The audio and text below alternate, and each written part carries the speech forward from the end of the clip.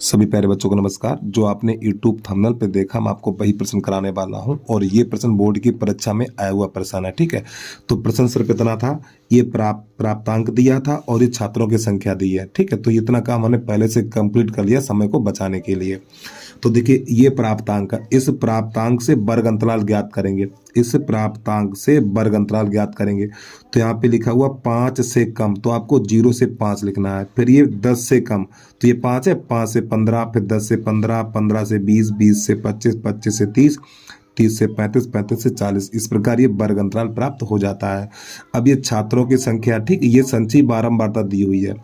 ये जो हमारी छात्रों की संख्या दी है ना प्यारे बच्चों, ये संचयी बारंबारता है। तो संचयी बारंबारता से बारंबारता कैसे ज्ञात करते हैं वो समझिएगा।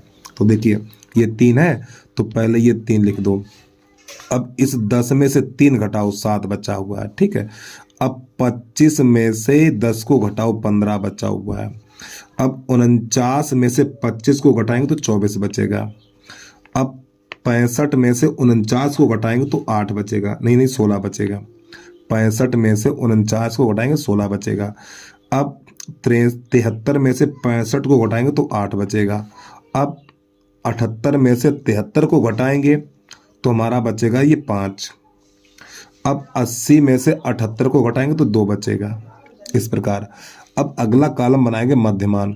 तो मध्यमान वर्ग अंतराल को आधा किया जाता है, यानी इन दोनों को जोड़ो, आधा करिए। ठीक, ये दोनों को जोड़ेंगे 5, 5 का आधा 2.5, यानी 2.5। अब आप ये देखिए वर्ग अंतराल में कितने कितने का अंतर है, 5, 5 का अंतर है। तो इसमें आगे वाली संख्या में 5 जोड़िए, इस 2 में 5 जोड़िए, 7.5, 7 में 5 जोड़िए, 12.5, इस 12 में 5 जोड़िए, 17.5, 17 में 5 जोड़िए, 22.5, और 22 में 5 जोड़िए, 27.5, और 27 में 5 जोड़िए, 32.5। ठीक है, 32.5 लिखिए।